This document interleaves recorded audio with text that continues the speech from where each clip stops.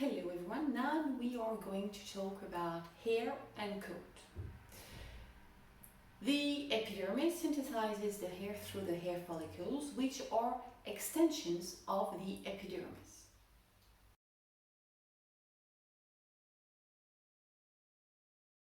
Follicles are like small bags, and they are created in the embryonic stage. So that means that if a follicle is destroyed, it cannot be regenerated by the body. It is therefore essential to maintain the skin and the hair to preserve the follicular capital.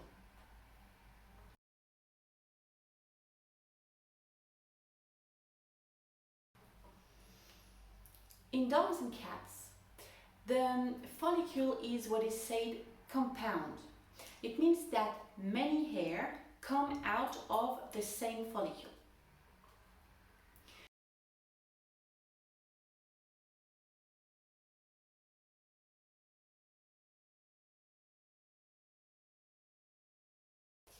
The hair follicle consists of three distinct parts. So from the top, meaning the skin surface, to the bottom, we find the infundibulum,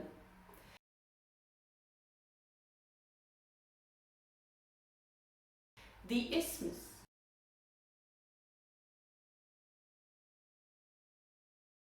and what is called the deep part, or sometimes also called the hair bulb.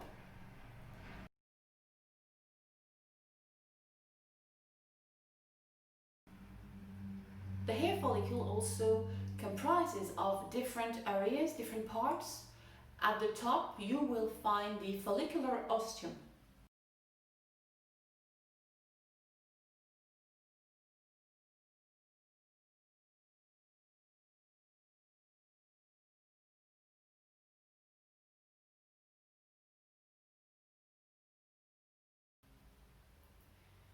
The sebaceous gland,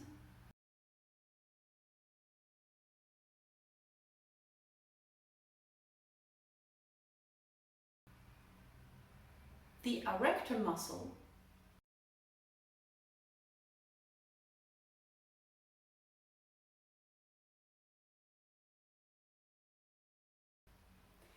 the external epithelial sheath and internal epithelial sheath,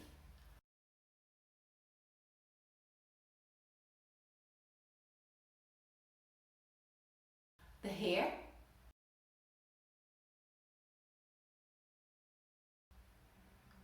the hair matrix,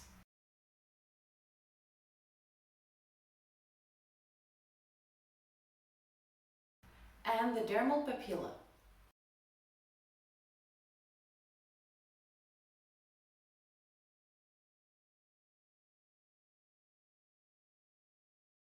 So, as you can see, the hair is only one element among many other in the hair follicle. The fur in dogs and cats has many roles: protection, social recognition, thermal regulation, and sense organ. It is also, we have already seen that in the previous webinar, that it can be a defense against predators. For example, the color gives a camouflage.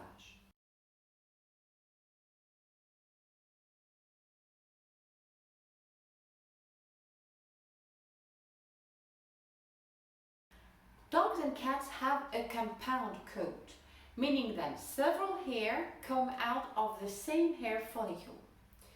Generally, in dogs first, each hair follicle will contain one primary hair, the largest one. This primary hair will be associated with 2 to 5 smaller hair that are called primary lateral, which is another type of hair, and up to 20 secondary hair, what you call sometimes undercoat. So on this picture you can actually see, first of all, on the top, a cross-section of a compound follicle. So you see on the left the inferior part, or what is called also deep part or bulb. In the middle you see the isthmus, and on the right you see the infundibulum, meaning that if you go further on the right you will have the surface of the skin. And then underneath you can see a top view of follicles from the deep part to the infundibulum. And if you look closer to the right part, to the infundibulum part, on the D picture, you can, or on the B picture, sorry, you can see a big white hole. This bag, this part of the follicle is the bag of the primary hair. And the medium-sized one are the bags of the primary lateral hair, and all the very small one are the bags that are for the secondary hair or undercoat. So the primary hair is the larger one, and you can have, as we just said, there is two types of primary hair. The main one, the primary hair, which is alone in the follicle, and the primary lateral. The jaw hair is the main one, the primary, sometimes so it's called the jaw hair. This one is very rigid, it covers the entire surface, and this is a protection against rain.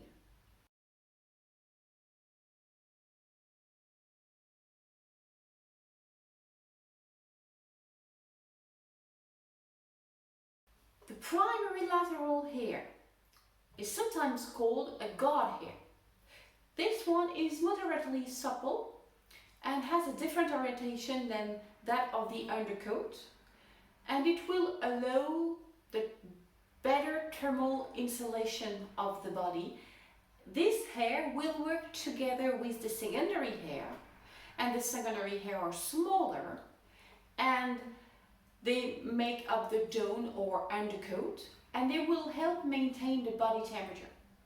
So the secondary hair are fine and flexible.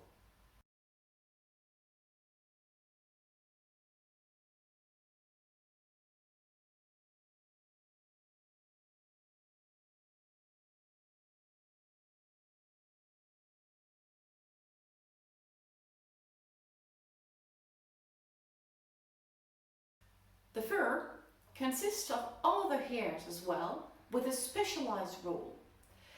These hair, there are two types, are called first of all the vibrisses, present on the face, and the telotrich hair that are scattered on the whole body.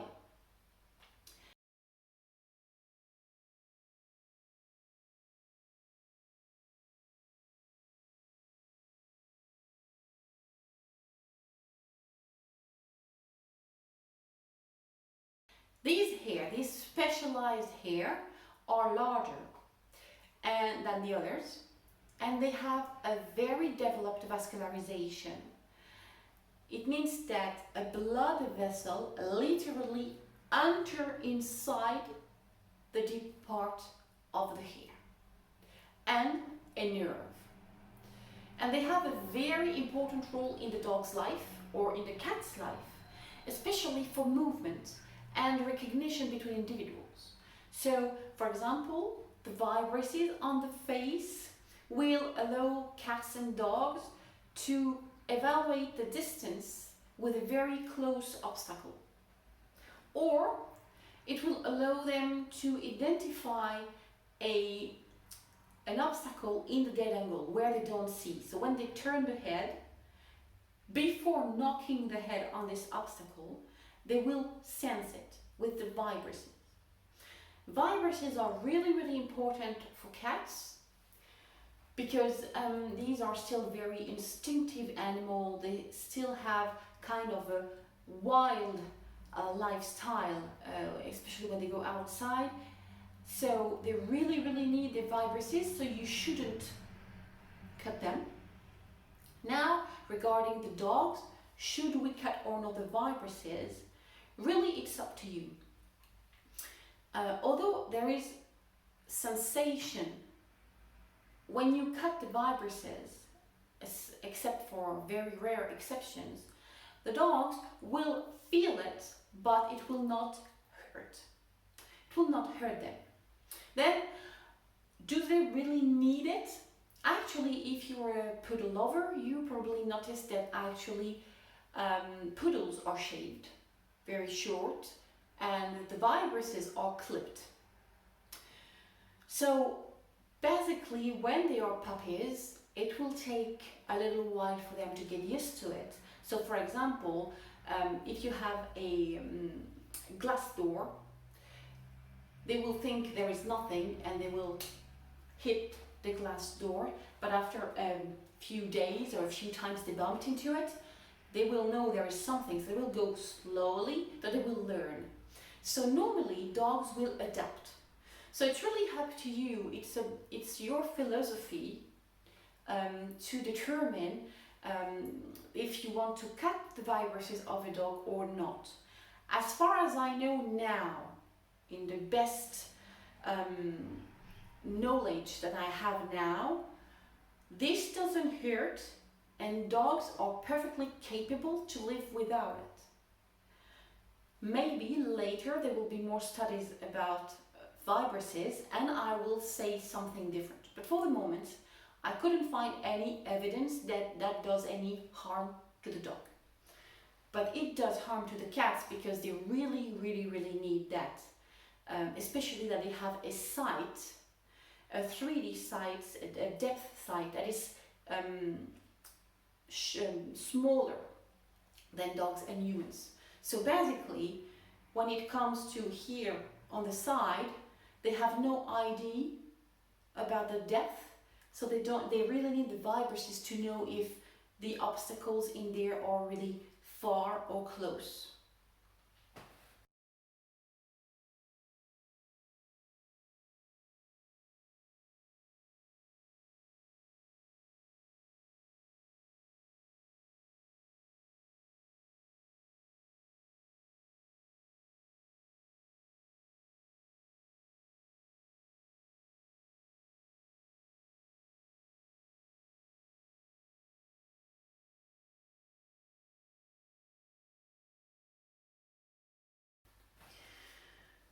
They are also important in the social function, as I said, between recognition between individuals, because each dog, each cat has what I call a territorial bubble. This territorial bubble is delimited by the length of the vibruses. And when two dogs confront, when they meet, basically when they meet nicely, they will come vibruses against vibruses and they will not go any closer because that would be an invasion of the bubble. So when you have a normal dog with vibruses and a clipped dog with no vibruses, what happens is this dog has no sense of where he is supposed to stop and he will come too close, and sometimes it can endure a reaction from the other dog, especially if this dog is scared or he might become aggressive. So this can happen.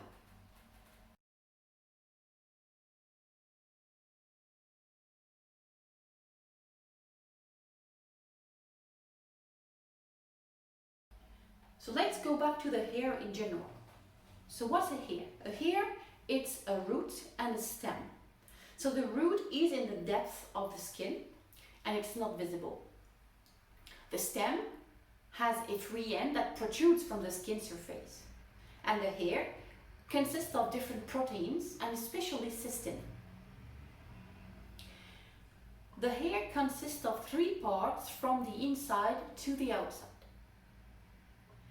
First, at the center of the hair, you will find the medulla. The medulla consists of flattened cells from top to bottom. And these cells are very solid near the base of the hair, but the higher in the hair, the more it contains air and glycogen vacuoles.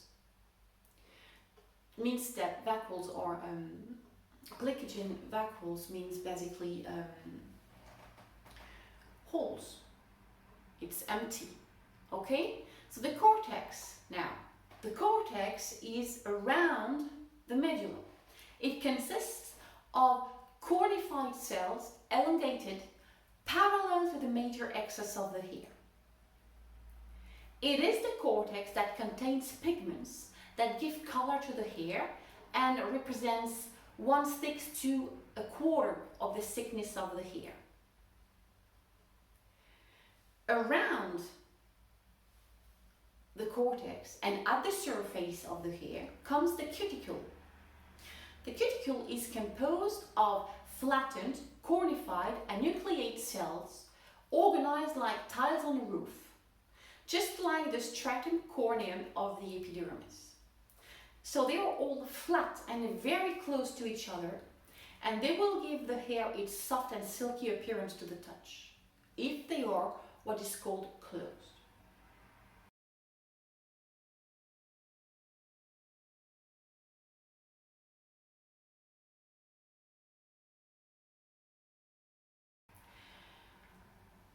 Actually, when we talk about closed or opened cuticle, we are not talking about little doors that will just open and close at will.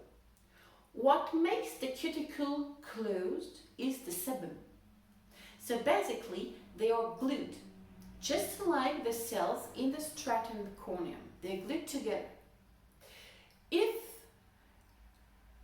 the hair is washed, when you shampoo, for example, then, or if the skin do not produce enough sebum, then the cuticle will not close, they will not glue, and then they will be open, and they will open a door to the cortex. And of course, because they are opened, the hair will mat more easily because the cuticles from each hair will catch each other.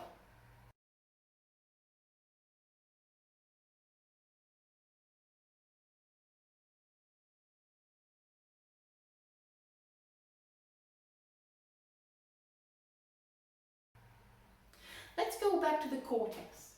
As I mentioned, the cortex contains the pigments. So it contains the melanin, eumelanin and pheomelanin. We talked about it in the previous video. So that leads me to a quick introduction to creative grooming. So creative grooming is basically, if you want to make it short, it implies sometimes to color the dog and use products to color the dog. If you want to be quick on the subject, we can classify the colors in two big groups: the permanent colors and the temporary colors. So when you use one or the other, you have to use it on a different hair. If you want to use temporary colors, it is very important that you worked on a closed cuticle, because it is very important that the pigments of the color do not enter into the cortex. Otherwise, it will be trapped in the hair and your temporary color could come sort of semi-permanent. That happens to a dog that I know very well, a little white Spitz, and the mommy wanted to color the tail and in pink. But it was just for fun, you know, just to try some powder, some chalks. So she orders the chalks, she just colored the tail, and normally you wash it once or twice and it just goes away. Unfortunately, she didn't condition the dog before she applies the chalks. So she just shampooed the dog, stripping out the sebum, leaving all the cuticles open. Then she applied the chalks, and some pigments entered the cortex. And because of that, this temporary color became semi-permanent, and this dog kept a pink tail more than a year. Unfortunately, this is a Nordic breed. This was a Spitz. And they do not shed, or just a very little. And unfortunately, she had to wait for a full shedding of the tail, which take months and months before she can have a white hair again. So for the temporary color, it is really important to work on the conditioned hair. Now for the permanent, well, you want the color to stay. So you will work on an opened cuticle. So you're going to work on a fully degreased hair, because this will open fully the cuticle. All the pigments necessary will enter the cortex, and like that you're going to have a much brighter color. A warning about creative products. It is really important to understand that when you color a dog, you totally destroy the content of the cortex. Everything is destroyed, not just the pigments. So this hair will be soon very dull and will be very damaged.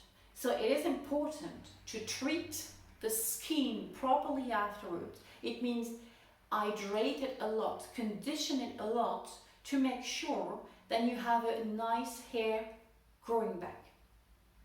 And once you've colored with a permanent color, you have to remember you must condition this dog afterwards, after the color. So these were the different parts of the hair. So at the center, the middle, around it, the cortex, and then around the cortex, the cuticle.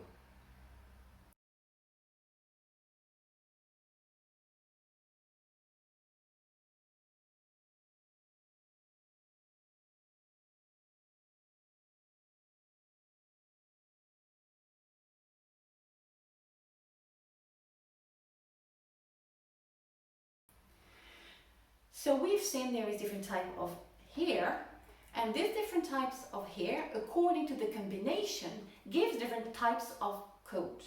And you're going to have coat differences by breed, depending on the type of hair that is predominant.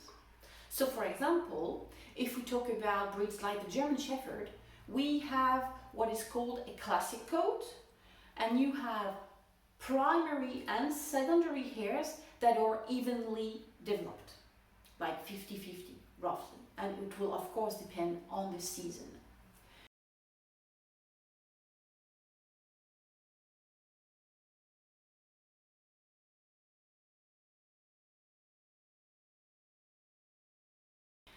You have, for example, short-haired and coarse hair breeds.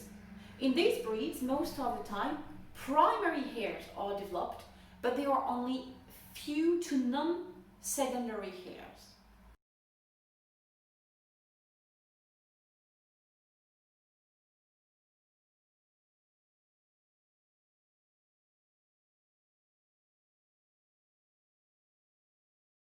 You can have also short-haired and thin-hair breeds, and there are many secondary hair, but only a little amount or not at all of primary hair.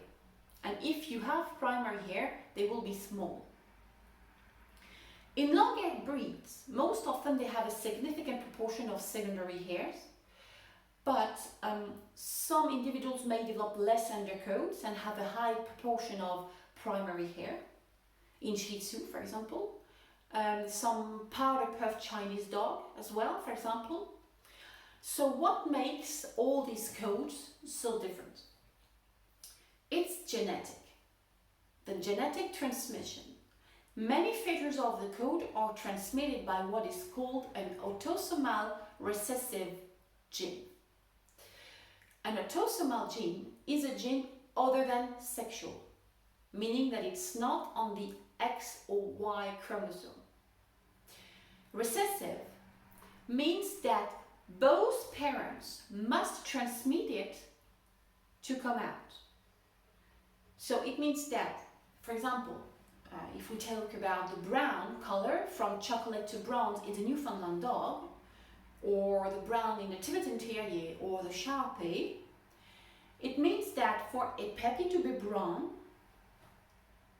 you have several possibilities. Both parents are brown, and because both parents are browns, you have 100% of the litter that will be brown. So all puppies will be brown.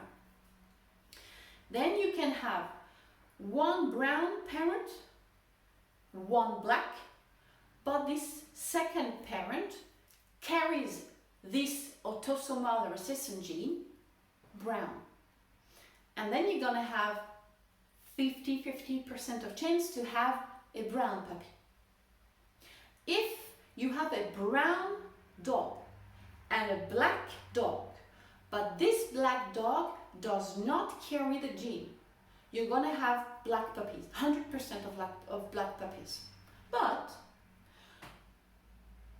you have a chance of 50-50 as well for one of these puppies to carry the brown gene and maybe transmit it to a future generation. And if you have two black dogs, both carrying the gene, the brown gene, you have something like 25% chance to have brown puppies. If you have two black with no brown gene, then you have no brown at all. It is the same thing with the long hair character in the Alaskan Malamute, the Corgi, the Hungarian Break, the German Shepherd, the Mastiff, the Belgian Shepherd as well, the Weimaraner. It's the same also with the dilutive character in the Great Dane, the dilutive character of the Sharpei, the Etherwalk, the Staffordshire Terrier, for example, the Bull Terrier, the Greyhound, the Belgian Shepherd again, and the Whippet. These are just examples. Same with French Bulldogs as well, if they carry the dilution gene.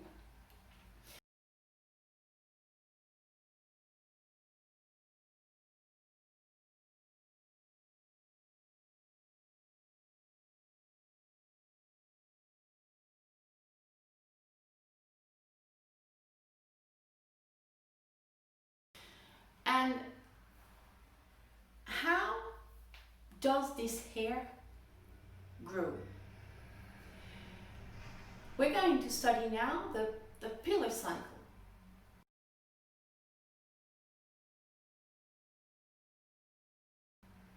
The hair cycle is divided into three main distinct phases, themselves interspersed with intermediate phases.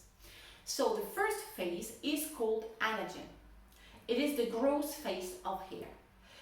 Then you have the phase that is called catagen, or intermediate phase, and it's also called phase of degeneration. And finally, you have the telogen phase, which is also called the rest phase. And in this last phase, the telogen one, or rest phase, the hair does not evolve anymore. Basically, it's like dead, and it waits for another hair to enter the anagen phase and expel it from the follicle.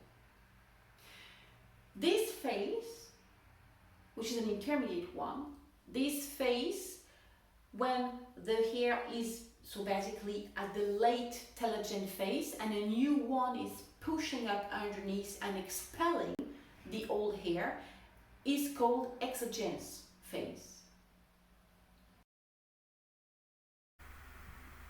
So on this picture you can see the main phases of a hair. On the bottom right you have the anagen phase. So as you can see here, the hair is fully attached to the dermal papilla and is growing. Then it's going to enter in the catagen phase and it's going to progressively detach from the dermal papilla, going to the telogen phase where it is now fully detached and resting. And it stays there until the dermal papilla creates a new hair that will enter in a new anagen phase. And this phase, when a new hair is created by the dermal papilla and expels the old one, is called exogen. And how do these pillar cycles work? I mean, what is the length of these cycles? Well, several factors determine the length of the cycles. First, there is a genetic factor. We can, if we talk about length of the pillar cycle and the genetic factors, we can classify all the breeds in two groups. And for the cats, only one group. So you have a small group of dog breeds that I call anagen breeds, because these breeds have an extremely long growth phase, such as the Yorkshire, the Poodle, etc., etc. All the very long-haired dog. Other dogs and all the cats have a very long telogen phase. So what's the difference? Basically, an anagen breed do not have a genetic predetermining length of hair. The telogen breed do have a determined length of hair, a genetic determined length of hair. So once this length is reached, the hair stops growing. So you're going to have that in the German Shepherd, for example, all the Shepherd type, all the Nordic breeds, all the primitive breeds as well, all the short-haired breeds.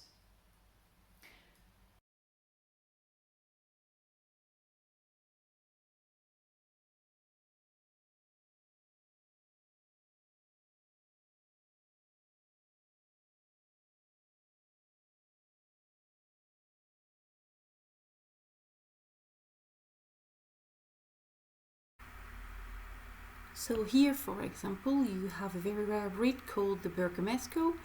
The Bergamasco is an anagen breed, meaning that the hair will constantly grow. This dog is a long-haired Weimaraner, and it is a telogen breed, meaning that at some stage, once the hair has reached the proper length, the genetic predetermined length, it stops growing. The fact that it is a long-haired version of the Weimaraner doesn't change anything on the fact that it is still a telogen breed. Some telogen breeds do have long hair, but are still telogen. So cycles depends on the genetic. They will also depend on external factors. So seasonal change, photoperiod, diet, the way a dog or a cat eat, what he eats has an influence on the period cycle. Finally, the duration of the phases also depends on internal factors. So, for example, such as hormones, vascularization of the skin, and also growth factors. Talking about the catagen phase, this phase generally lasts about 10 days, no matter if we are in presence of an anagen breed or a telogen breed.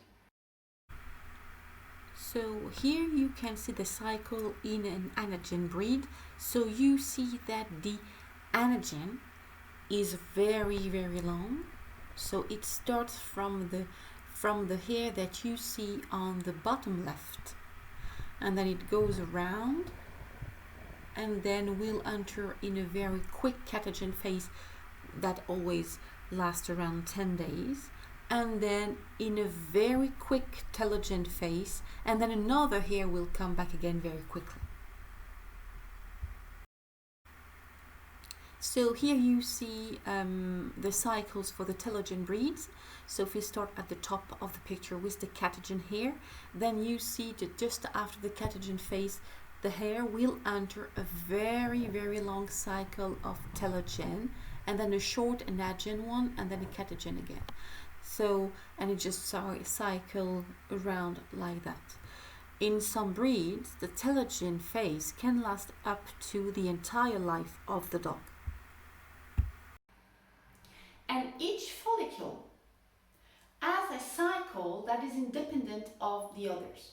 So each one is at a different stage in the growth cycle, and therefore a dog or a cat is not completely naked at times.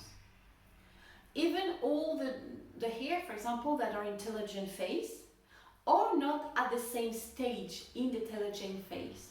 Some just entered some are at the end, and some are somewhere in the middle.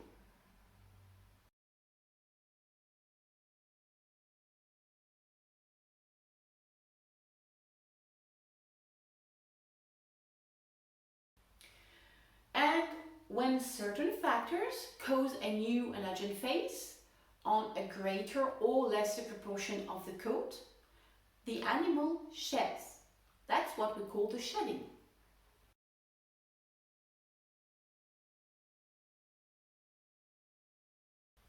And there are several types of shedding. First of all, there is what is called the mosaic shedding, which means that it is a gradual renewal of the coat and permanently in different areas of the body. So it means that the animal, the pet, constantly loses its hair throughout the year. And this type of shedding is found flagrantly in pets that live indoors and do not have to undergo photoperiod changes and seasonal changes. So nowadays, most pets do live inside and they have the comfort of the house. They do not have to endure the rigorousness of, for example, the winter, the cold winter or the hot summer. They are more protected. Then the shedding is progressive, is constant.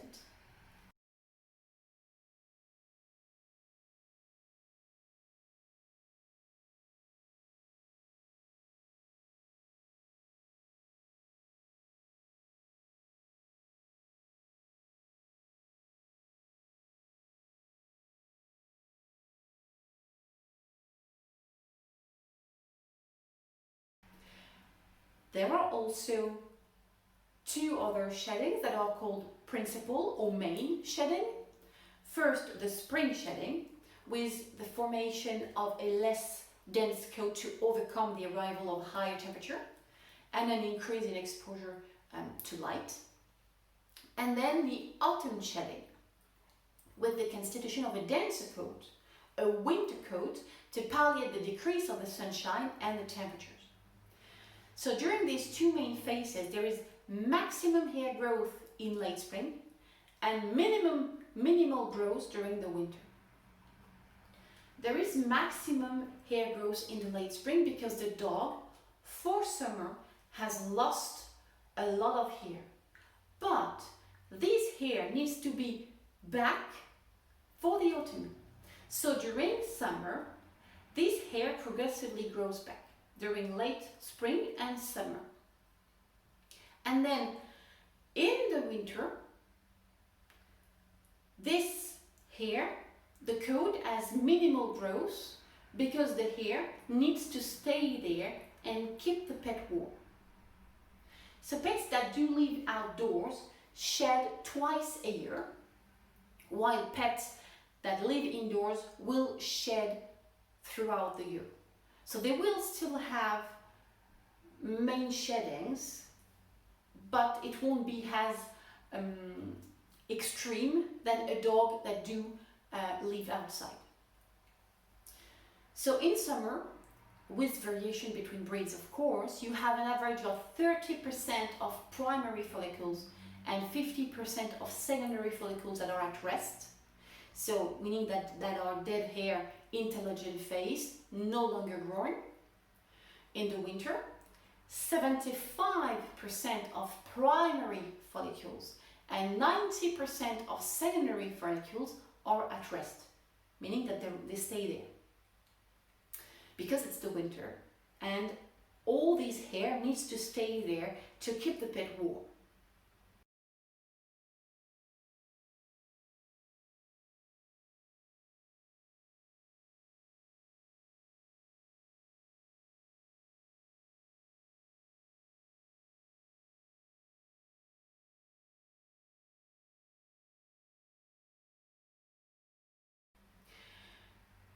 In some breeds, there is also a partial or complete shedding during the period of lactation or gestation, because the body focuses on something more important, the kittens or the puppies, and feeding them, for example.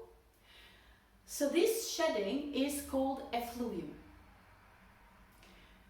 Now let's talk about specificities related to the cat's coat. Short-haired cats have primary hairs measuring approximately 4.5 centimeters to 15 centimeters in long hairs. Short-haired phenotypes are said to have a wild-type phenotype and are much more numerous than long-haired phenotypes. So they will have kind of the same composition in the coat: primary hair, primary lateral, and secondary. But there are exceptions. So for example, in the Rex breeds, where there is a genetic mutation that causes curly, twisted hair to form. And if you take the Devon Rex, for example, primary and secondary hair are exactly the same. No difference of thickness or texture. In Cornish Rex, there is no primary hair at all. And regarding the proportion in the follicle, it's the same than dogs, meaning that you're going to have one primary hair, 2 to 5 primary lateral, and 5 to 20 undercoat, secondary hair. But what is different in cats compared to dog is the hair density. In a cat, the density is much higher than that of dog, with 600 to 1,800 hair per centimeter square, which is huge. And unlike the dog as well, a difference, and we saw that before, is that the color of the cat depends almost solely on his hair. Nothing goes in the skin, or nearly nothing goes in the skin. And this concludes our webinar about hair anatomy and functioning. You can also find the interactive courses on www.daatacertification.com in your online courses area on level 1 part 1. If you have any question, please feel free to ask, and I will talk to you in the next webinar about the last elements of the skin, meaning the skin glands, the dermis, and we're going to go a little bit deeper in the subcutis. And also we will see how exactly skin hydration works. I do thank you very much for your participation, and as I said before, if you have any question, please do not hesitate to contact me. Thank you very much.